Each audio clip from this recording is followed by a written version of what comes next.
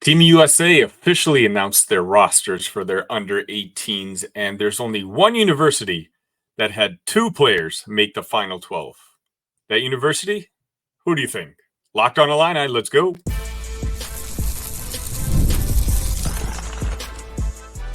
You are Locked on Illini, your daily podcast on the Illinois Fighting Illini.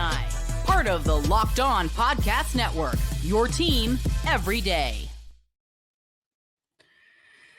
Thank you once again for making Locked on Illini your first listen every single day. We're free and available wherever you get podcasts and on YouTube. Part of the Locked On Podcast Network, your team every day.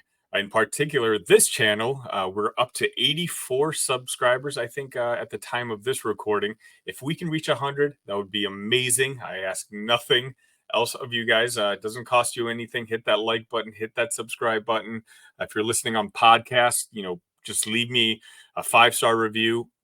What that does is it just basically tells YouTube or Apple or Spotify, whatever you're listening to, that you enjoy this content, and it's going to share this to other Illini folks, and that'll just kind of help our community grow. So I'd be forever indebted to you if you guys could do me that one little favor. But today we're going to talk about some fantastic news. It's already been a pretty good week for the University of Illinois, in particular the basketball team. And earlier today, we had Morez Johnson and Jeremiah Fears being announced as making the final roster for the Team USA under 18s, which I believe they start playing next week, June 3rd, I believe it is. So this is this is fantastic news all around. This is not the first time that something like this has happened for a University of Illinois player. If you recall, Ayodesumu, he played on the team, as did Ty Rogers just a couple seasons ago.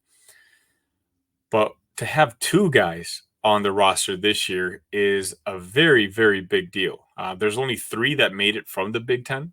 We have Morez Johnson, Jeremiah Fears, two composite top 30 guys. I know technically I think Jeremiah is 32, but that just means 24/7 has to step up their game. I think they still have him in the 40s, which is ridiculous if you're kind of paying attention to his output here in AAU during the spring, summer, whatever season you want to call that we're in.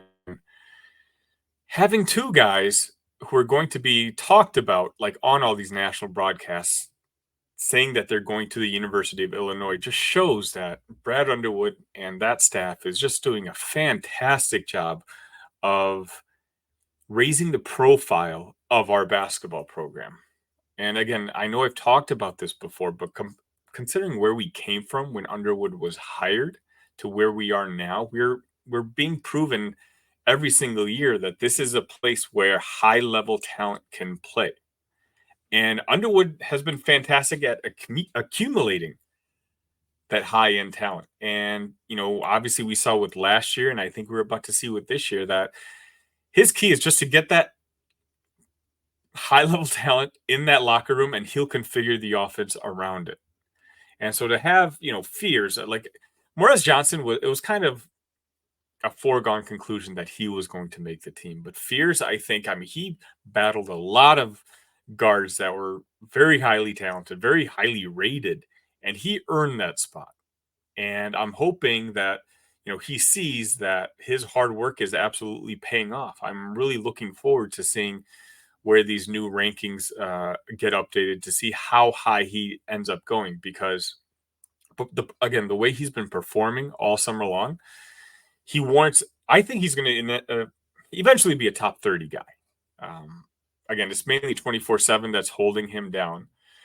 But now we're going to have Morez and Fears. A lot of the basketball community is going to be introduced to these two players. I've already talked about how high I am on Morez Johnson. I think he's going to be a significant contributor on next year's team. And by significant, I mean about 20 minutes a game. I know some other people have higher expectations than I, which is okay, but I just think he needs to be a solid role player. He's 6'9". It's a little harder for big men to get acclimated to the Big Ten. But I've said on the show that I think next year that he has the capability of being an All-American.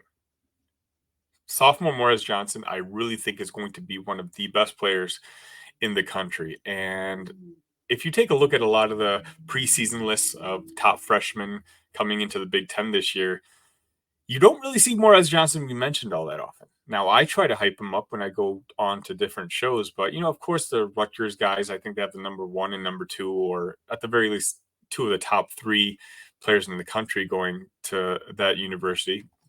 And that's understandable. That's fine if those guys get hyped the way they do. But Morez Johnson just won Mr. Basketball in the state of Illinois. He's a legit prospect and one who I think a lot of people are sleeping on at the moment. I think to have him, Visic, Hummerkaus, and Booth just kind of shuffling between the 4 and the 5 position on next year's team is going to be a great learning experience for Morez. And again, that's going to start this summer. He's going to be playing in high pressure situations against some of the most talented players in the world. And these games will matter to them. I mean, I believe the US have won 10 out of the 12 competitions. A lot of college basketball fans miss watching college basketball and seeing the future talent on display. I do think there's going to be a lot of eyes on this tournament, especially with the NBA season slowly starting to wind down and there just being a lack of sports on TV. I think Team USA is going to have a good amount of attention to it. And this could be Morez's coming out party. Morez could show me that I'm underestimating him, that the idea that he's only going to play 20 minutes a game, I might be wrong. He might show that he's ready for that grind. He's ready to play 25, 30 minutes. Maybe he's a starter on next year's team. Maybe I'm a year late on him. Either way, it's something I'm relieved to see. There wasn't much doubt about Johnson being on the team, but it's just nice to have it confirmed. Fears, on the other hand, I don't know what player in the country has more momentum, positive momentum, than him as of late. This kid is just tearing it up on the AAU circuit, as I've been talking about, and now he gets to have his name. I mean, I would argue he's probably more of a popular name than Morez is in the national community. And there's going to be a lot of people who are going to be seeing him play for the very first time and to see if he can live up to the hype. Because if he does, well, those preseason freshman lists that we're talking about, well, in 2 years, he's going to be on top of that list because he's that good and he's got the name recognition. Obviously, his brother plays for the Spartans, and most people think Fears is the better, superior basketball prospect. So, all in all, what matters most is this offseason continues to share good news for Illini fans, in particular those that are fans of Brad Underwood, as I am. It just shows that he continues to level us up to the point where we can't be ignored by the top prospects in the country anymore. We develop players, and just because you're a high prospect doesn't mean that you're going to be ignored by the national media or the Team USAs. I mean, this tournament is essentially just free advertising for Brad Underwood. And I'll just say it again. We're extremely fortunate and I can't wait to watch. And I hope you guys all watch. And this is going to be a very exciting tournament coming. Next up, we're going to talk about a very interesting stat that was shown to me earlier today, which I think you guys might find pretty interesting as well. But before we do that, FanDuel. It's winner take all time in the NBA and NHL, and FanDuel is giving you a shot to bring home a big win of your own. Right now, new customers get $150 in bonus bets with any winning $5 bet. That's $150 to bet on spreads, money lines, player props, and more. Visit FanDuel.com/lockedon and make every playoff shot count. FanDuel, America's number one sportsbook.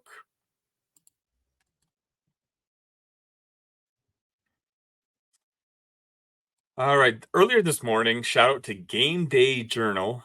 If If you want to look up the tweet I'm talking about, there you can find them at GameJSports. And this is the tweet. Brett Bielema's teams physically pride itself on its ability to run the ball efficiently and are successful when doing so. No shocker, we all knew that.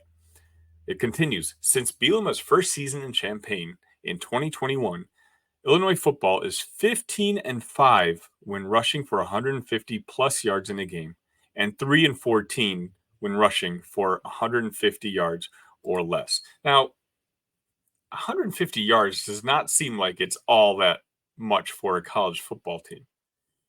And you figure the only way that Illinois doesn't get it is if they're down early. And all of a sudden, the opposition kind of eliminates the opportunity for Illinois to kind of establish their run game, forcing us to try to pass that ball. But just looking back on Brett Bielema's history and knowing how important it is for him and all his teams to kind of establish having that 1,000-yard rusher, this year's going to be no different. As I talked with Big Ten Ted yesterday on yesterday's show, a lot of people are down on Illinois this year, and I think a little more than they need to be.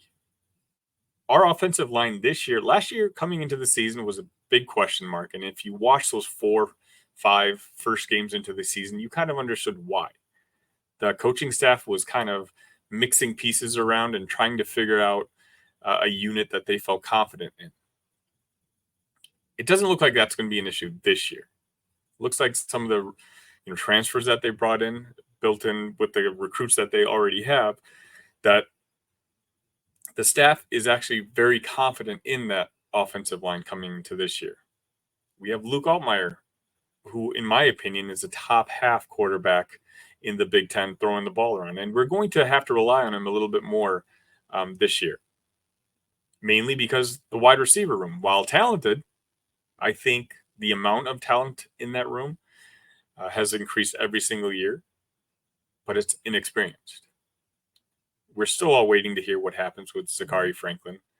I'm not going to spread any rumors, but he just went on a visit to Washington, so we're still waiting to hear back. I don't think that recruitment's done by any stretch of the imagination. I haven't heard anything new about it. I still think that ultimately Illinois is the perfect fit for him.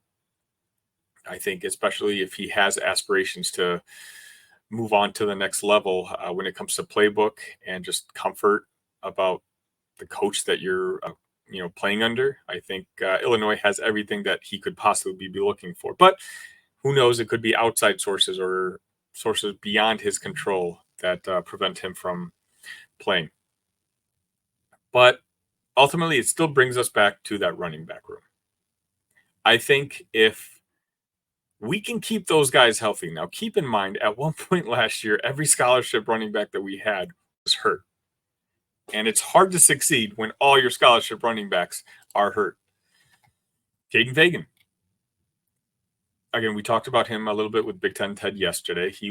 Once he came and kind of established himself as a starting running back on the team, that he was able to carry the load, that's when our season kind of started turning around.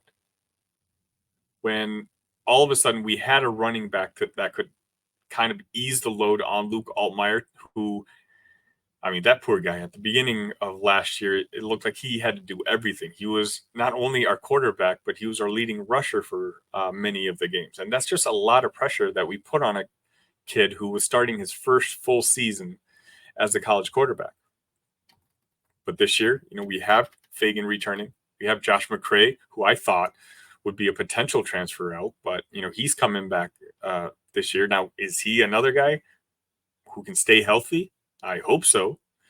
Aiden Lawfrey, Khalil Valentine, the 4-star. I don't know if he's going to be a true freshman, but hopefully we don't need to put him on the field this year. Hopefully we can give him an off season of just working out, getting into college football shape.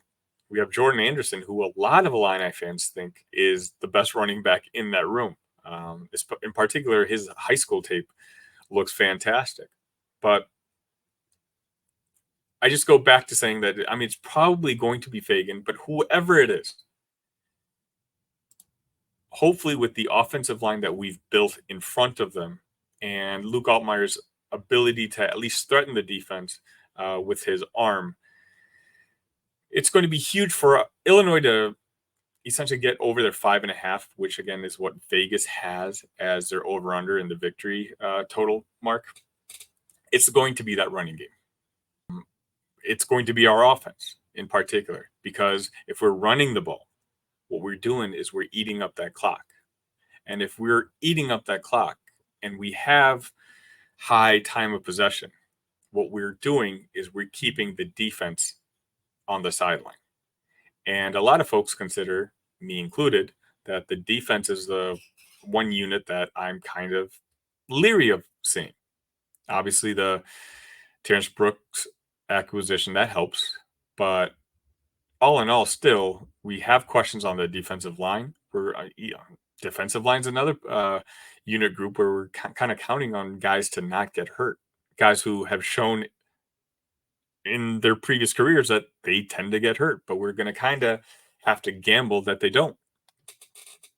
And the longer we essentially keep our defense on the field, I think the higher risk we're running,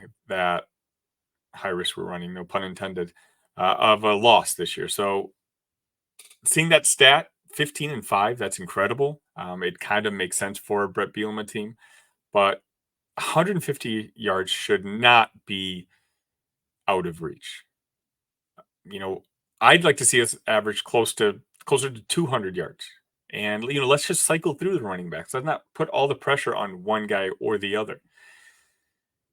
In my opinion, outside the offensive line, there's no position that Brett and company have recruited better than that running back room. And so I think now's the time. Let's get those guys healthy and let's see the fruits of all that recruiting labor.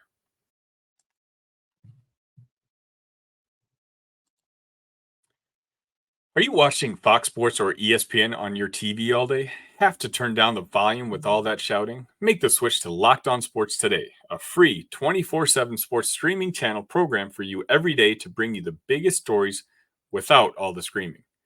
Locked On Sports today brings you can't miss analysis, opinions, news, streaming 24/7 on YouTube or the free Amazon Fire TV channels app, part of the Locked On Podcast Network. Your team every day.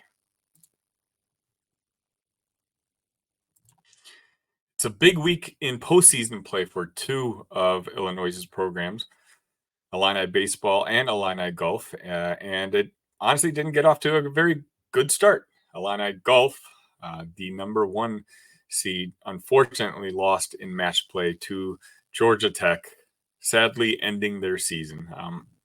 It's one where the expectations coming into the season weren't very high, in particular with a lot of the talent that they had lost. But I mean, if you had been paying attention for the last 2 weeks, they have just been on fire. They've been one of the best teams in the country. And I don't know what it is about match play that just maybe they weren't prepared for. It's a different style of golf. Now, I'm not a golfer, so it's hard for me to really put it into words outside what I read. But it's a different mental challenge compared to what you're normally playing. And unfortunately for Mike Small and company, their season came to an end. We do have some returning players next year, and there's room for optimism and hope for what the team could look like next year. But unfortunately, I mean, it's not just them. From what I saw, the top 4 seeds all lost on Tuesday. So, it's just, I think it's a style of play. Match play is just a different type of game than what you're kind of used to. And unfortunately, Illinois golf, their season is over.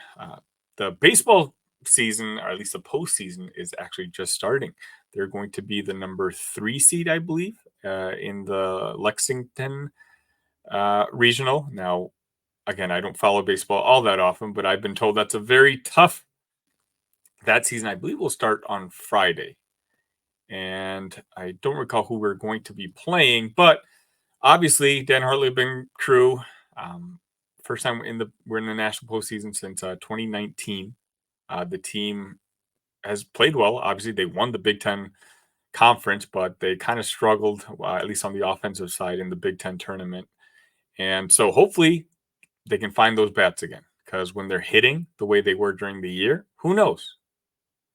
They could make some noise once the tournament hits. But if the bats are silenced, unfortunately, like my favorite professional baseball team, the Chicago Cubs, then they might repeat the performance of the Illini golf team and have a short time in the playoffs.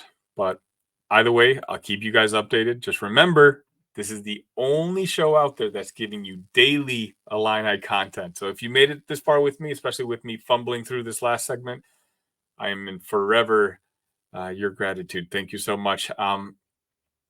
Hit that like button, hit that subscribe button, please. It lets the Locked On folks know that they made a great decision giving us an Illinois channel, and it'll help the YouTube algorithm, show that, hey, people are interested in this. Maybe we should send it over to other people. But I will be back here, same time, same place tomorrow. We'll be talking about some of the new news stories, and one which I find in particular interesting, let's put it that way, was the recruitment of Kasparis Jakušionis. I think that's his name. Sorry, I'm still fumbling that. Is that a bad sign for Jeremiah Fears? It was a really interesting topic brought on by the Sleepers guys. Check out that video before you watch mine, and I'm going to kind of give my thoughts on it and elaborate a little bit. We should see. We should see. But until then, I will see you guys tomorrow. ILL. Love you guys.